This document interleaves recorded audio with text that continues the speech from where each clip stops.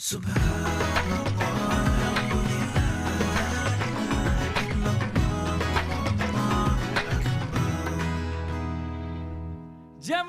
oh jamaah, Alhamdulillah.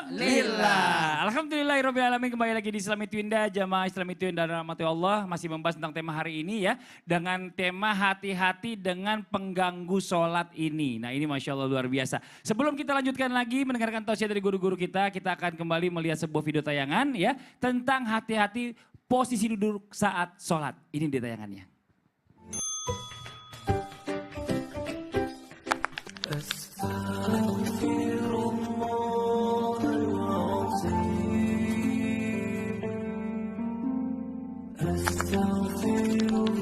Masya Allah, hujuknya dia. Udah duduk, masih nggak sadar lagi didudukin kaki orang. Khusyuknya dia, orang nangis itu bukan khusyuk. Apalagi kakinya lagi sakit. Seperti tadi yang dirasakan Ustaz Maulana. Ustaz Bani, ini kita lanjut lagi nih ya. Benarkah sih katanya sebenarnya posisi duduk dalam sholat ini juga menjadi salah satu penentu khusyuknya sholat. Karena pada saat kita duduk ini kadang-kadang kita bisa menjadi pengganggu bagi orang yang sebelah kita. Kayak tadi contoh saya, dudukin kaki Ustaz Maulana. Mohon izin, silakan Ustaz Bani. Masya Allah, terima kasih Mas Fadli. Mohon izin Ustaz kami, Ustaz Maulana dan juga Ustaz Syam. Juga guru-guru kami dimanapun berada, ini boleh saya langsung praktek ya. Para pemirsa yang dirahmati oleh Allah Subhanahu Wa Taala, duduk dalam sholat itu paling tidak ada 4 macam. Yang pertama itu namanya duduk iftirash. Duduk iftirash adalah duduk seperti duduk di antara 2 sujud. Di kita di Indonesia biasanya duduk tahiyat pertama. Ya, duduk di tahiyat pertama, yaitu seperti ini, iftirash. Yang kedua adalah duduk tawarruk, yaitu seperti tahiyat akhir. Nah, kakinya dimasukkan seperti ini. Yang ketiga itu namanya duduk iq'a, duduk di atas kedua tumit. Ini biasanya dilakukan oleh para tentara yang mengenakan sepatu pantopel yang agak sulit untuk dilepas, termasuk Ustaz Maulana sulit nih kayaknya. Iya, enggak sebenarnya gampang sih itu. Oh, iya, dibikin sulit aja sama dia. Yang kedua. Yang ketiga adalah duduk mutarabbi'an atau duduk sila. Ini biasanya untuk orang-orang yang sakit. Nah, duduk sila seperti ini, mutarabbi'an. Di Indonesia atau sekarang sudah banyak sih, tidak hanya di Indonesia, ada duduk yang kelima yaitu duduk di atas kursi. Duduk di atas kursi bagaimana posisinya? Ya di kursi aja, posisi senyaman mungkin. Boleh untuk orang-orang yang sakit. Nah, yang 2 terakhir, duduk iq'a maupun duduk mutarabbi'an, ini ada mukhtalaf. Khilaf di antara para ulama. Ibnu Taimiyah misalnya tidak menganjurkan duduk iq'a ketika sholat. Adapun yang 2 pertama, duduk iftirash, duduk tawarruk, itu termasuk yang muttafaq alaih. Para ulama sepakat itu merupakan duduk yang dilakukan ketika kita sedang sholat. Nah, perbedaan di antara para ulama, bagaimana posisi duduk tahiyat terakhir, itu saja berbeda. Kalau misalnya Malikiyah atau kalangan Malikiyah mengatakan baik tahiyat awal ataupun tahiyat akhir itu duduknya iftirash, tawarruk. Jadi tahiyat awal begini, tahiyat akhir pun seperti ini. Ini kalangan Malikiyah. Sementara kalangan Ahnaf, Hanafiyah, tahiyat awal maupun tahiyat akhir posisinya adalah iftirash. Seperti tahiyat pertama. Tahiyat pertama, tahiyat terakhir seperti ini posisinya.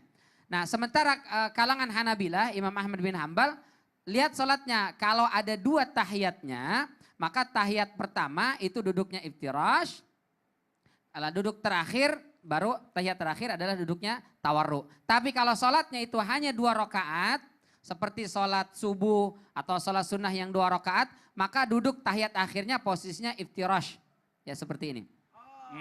Ya. Tapi gini Ustadz, kalau seandainya kita lagi dempet-dempetan kayak tadi, jamaah lagi rapat, itu kita harus nggak di tahiyat akhir maksain duduk tawarruk gitu? Nih.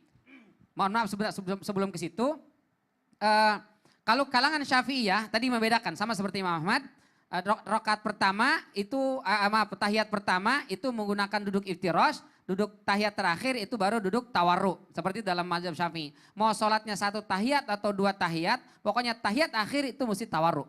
Seperti ini dalam mazhab Imam Syafi'i. Nah sementara Ibnu Jarir At-Tabari misalnya, sebagaimana dipilih juga oleh Ibnu Abdil Bar, mengatakan mau tawarruk mau iftirash dua-duanya boleh.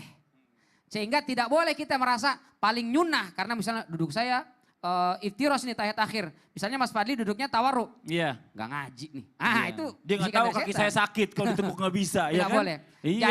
Jadi yang manapun mau tawaruk, mau iftiros, dua-duanya boleh dan benar. Tapi yang paling penting adalah lihat sikon, betul tadi Mas Fadli. Kalau kondisi sedang desak-desakan, sempit, luar biasa gitu, maka jangan maksakan duduknya tawaruk. Contoh nih, lagi Contoh sempit ya. nih. Ya.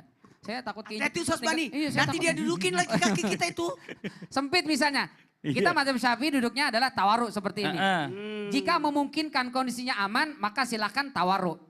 Nah biasanya nih lebih baik kita ikut kebanyakan jamaah. Jadi kalau mayoritas jamaah duduknya tawaruk, kita ikut tawaruk juga. Karena kalau di samping tawaruk begini, yang satu lagi iftiros duduknya seperti ini, dia akan terganjal. Sehingga mau jatuh tapi gimana gitu kan. Ya, kalau misalkan dia harus sujud sahwi, apakah harus tawarruk atau iftiraj?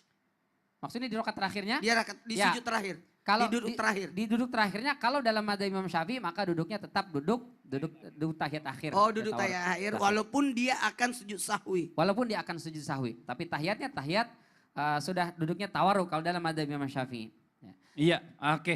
Ya. Udah jelas. Wallahu a'lam bishawab. Masya Allah, terima kasih banyak nih buat Sama-sama. jamaah Islami Twinda yang udah tadi menyaksikan semuanya. Kita lanjut lagi ke pertanyaan yang berikutnya. Ustaz Syah mohon izin sebelumnya.